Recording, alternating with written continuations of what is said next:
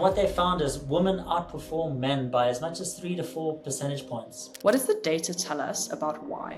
Reason being is women are far more conscientious and deliberate in their investment strategies. The cowboys, on the other hand, are trying to time the market. They think that they are the best investors, they're selling high, buying low, making all of the mistakes. Absolutely. So then the question becomes, why isn't that reflected in how women feel about their finances? But when I did the maths recently, I saw that I underperformed the index by just over 1%.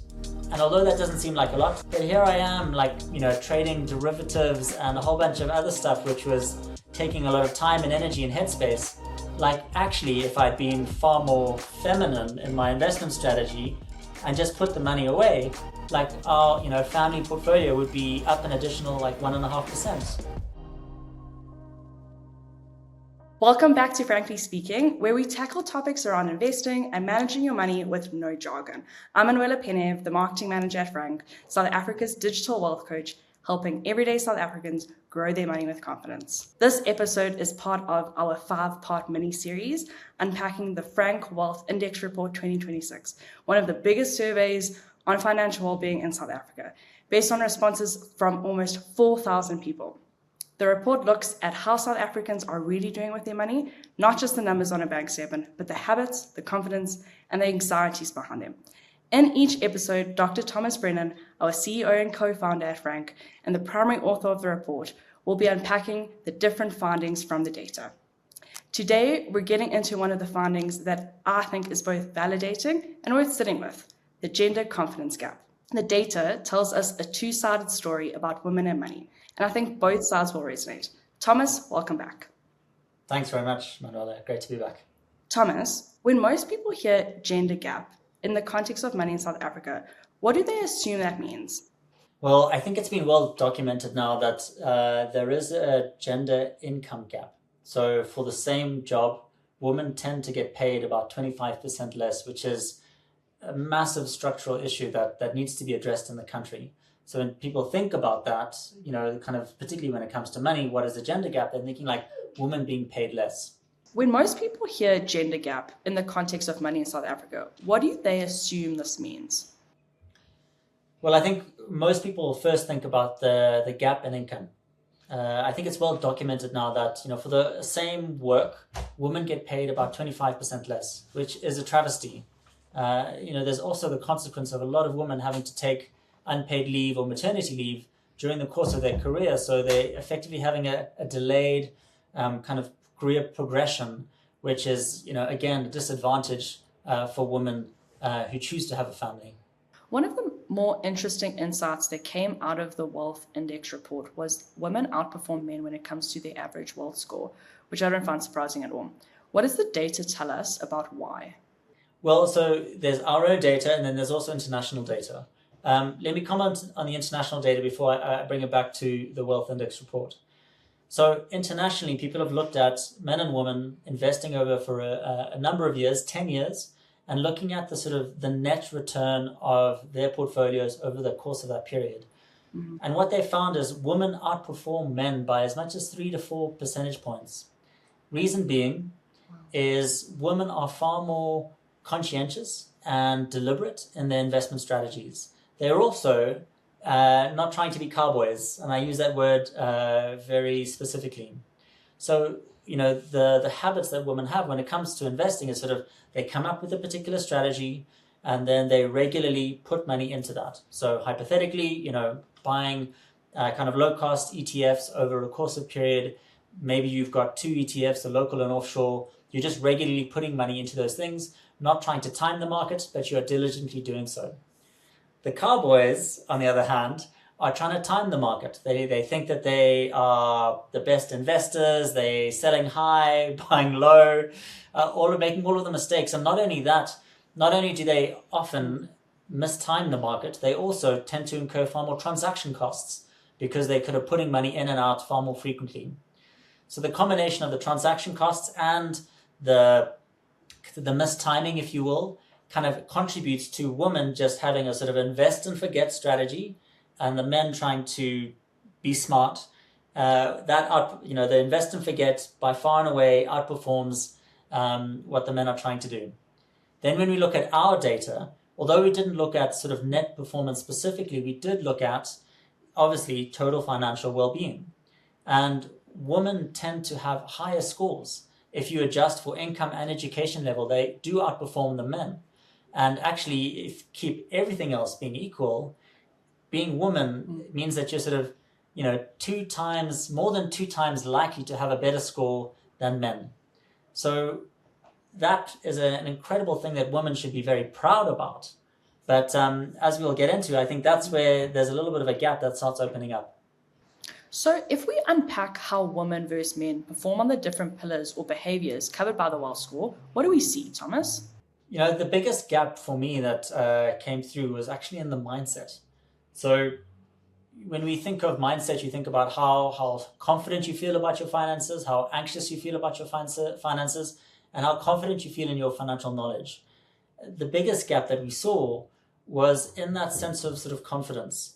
And I think this does deal with some of the traditional kind of legacy of household finances, which typically has been sort of, the male or the man's role to kind of manage the big, financial decisions.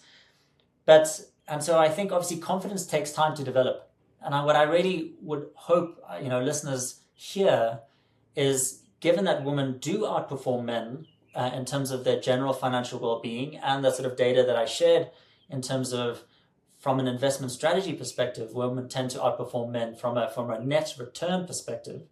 That is something that women should feel very proud about and actually take a lot of confidence in to say like, no, actually, I've got this. I'm doing better than men, and feel pride about the way in which they are managing money.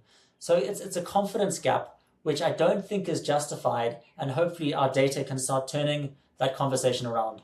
Absolutely. And I think it's very important to name it clearly that women are not less capable with money. In many respects, as we've just discussed, the data says quite the opposite.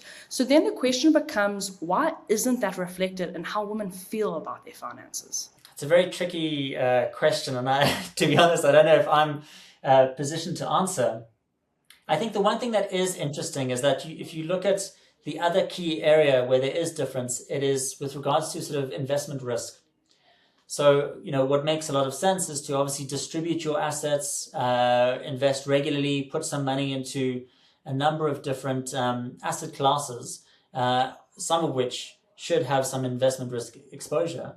And what both the international literature says, as well as what our data suggests, is that women, again, tend to underperform in this manner. So although they do religiously kind of put their money away, they maybe not diversifying and taking on as much risk as maybe their male counterparts, who are operating in a similar domain. So again, there's an opportunity for women specifically to think about, actually, if I've got an emergency savings covered, I can be confident knowing that if something does come up, I can deal with it. But now that I've got that in place, now's the time that I can actually think about taking some investment risk.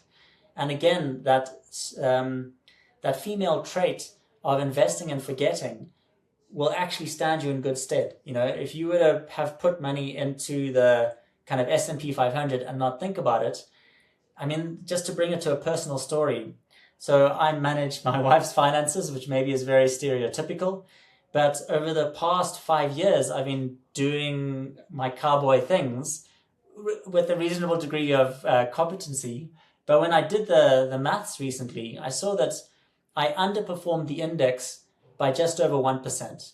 And although that doesn't seem like a lot, like the index did about 14.5% and my portfolio did 13%. But here I am, trading derivatives and a whole bunch of other stuff, which was taking a lot of time and energy and headspace. Actually, if I'd been far more feminine in my investment strategy and just put the money away, our, family portfolio would be up an additional 1.5%. So it was a huge lesson for me to learn to be it really is true. Don't try to be a cowboy, just put your money away. And if anything, everyone should be like women when it comes to investing. Wonderful. Thank you so much for sharing that personal story. I think this is a great segue into our next section, which is the confidence gap, where it shows up and why. And I think what our viewers will find very helpful, Thomas, is if you walk us through each pillar that we've set in the wealth score and what the data says about it. So when you look at the various pillars, obviously the resilience, the growth, and the mindset, the one in which there's most parity across the genders is in the resilient sense. So, women tend to protect themselves in the same way as men do. There's a little bit of slippage when it comes to the growth mindset. So although they're good at putting the money away on a regular basis, that investment behavior, that sort of risk approach is maybe less developed. And there's opportunity for growth there for women. But then again, where the biggest gap is in that mindset. So women are feeling more stressed, less confident, and possibly even like more self-conscious about their financial knowledge. Just one thing which is obviously worth noting, and I think it's important, I don't think that the pressures on women in terms of demands on their kind of their capital from a dependency perspective, one could argue that probably women are more sensitive to kind of ensuring that they can support extended family and friends, which could be an extra demand and making them feel more stressed because they may be more there may be more demands, they may be more susceptible, maybe more vulnerable to those sort of, those solicitations. Absolutely. And I think we've discussed as a team, as Franc, where a lot of that comes from. Money has historically been framed as a male domain. Women have been conditioned, sometimes subtly, sometimes not so subtly, to feel less entitled to take up space in these financial conversations. And, that doesn't disappear overnight just because the structural barriers are coming down. Yeah, 100%. Couldn't agree with you more. And I think it's important that, like, in partnership, women assert themselves to be like, actually, I want to talk about our household finances. Let's collaboratively determine what are the financial goals that are important to us as a household. And that includes, our children. That includes, the fun stuff, the holidays, or whatever the case may be. Because it needs to be a collaborative discussion. Absolutely. And I think, the data really reveals that disconnect. The anxiety doesn't match the actual performance, and women are doing a lot better than they think they are. And that gap between self-perception and the reality itself is worth addressing. Couldn't agree more. So moving on to our last section for today's episode, Thomas, for somebody listening who recognizes herself in this, she's on top of things and she's not necessarily giving herself enough credit, but there's also a little bit of anxiety around the whole situation. And for a person, and I speak for myself here, who's been putting off investing because she doesn't quite feel ready, what does the data say actually helps? So the first thing to take note of is that, confidence, like Rome, wasn't built in a day. It does take time to develop. So what you can do is think about the simple things. So like getting a budget up and running, understanding what's happening with your expenses, thinking about your debt. Can you get on top of it so it doesn't sort of feel overwhelming? And then you look at like, okay, now I'm going to start investing and saving. So it doesn't matter how small, put some money aside and take pride in the fact that you are doing something for yourself. And then when it comes to investing, and I think this is critical, and a lot of people get stumped because it can be and feel like a very overwhelming thing. What should I do? And maybe for many women who are maybe feeling like they're trying to play catch up with their male counterparts, or they're starting a little bit later in their career, you feel like you want to make the best decision, so it has to be the best decision.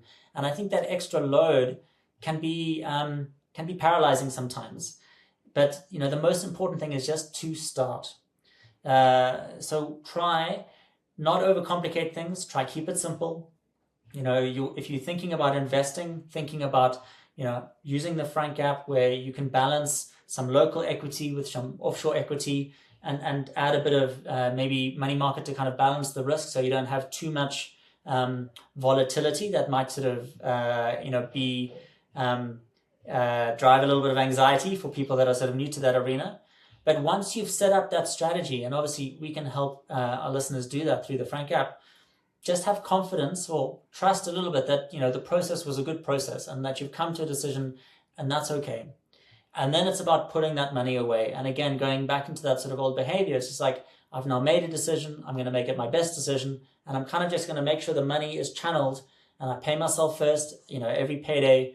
And like, I want to encourage all our listeners is that if you do that, you are 95% better than the rest of the population. So, that is by far and away the best strategy, not only for your capital to grow, but also for your confidence to grow. I love that answer. It's such a practical answer. Thank you so much, Thomas. And as we get into the closing of today's episode, before we end it off, at the end of every episode, we want to encourage one thing that somebody listening can do this week. What is your one proposed action for people to take? It's a great question, and it's the question, Manuella. And I would say it's just to start, is to not feel, try not to feel overwhelmed. Come up with a plan and then just put that first deposit in. And then what they always say, once you've done it once, the best thing is to do it twice. So once you've made that first deposit, make that second deposit, and then feel like you're establishing a bit of a habit. I think for the women that do that, they will see, tremendous gains in their confidence and in their sort of the wealth creation. Thank you so much. That was such a beautiful closing. To our listeners, thank you for joining us. If you liked what you heard, please don't forget to like and subscribe to our channel, and we will see you again in the next episode.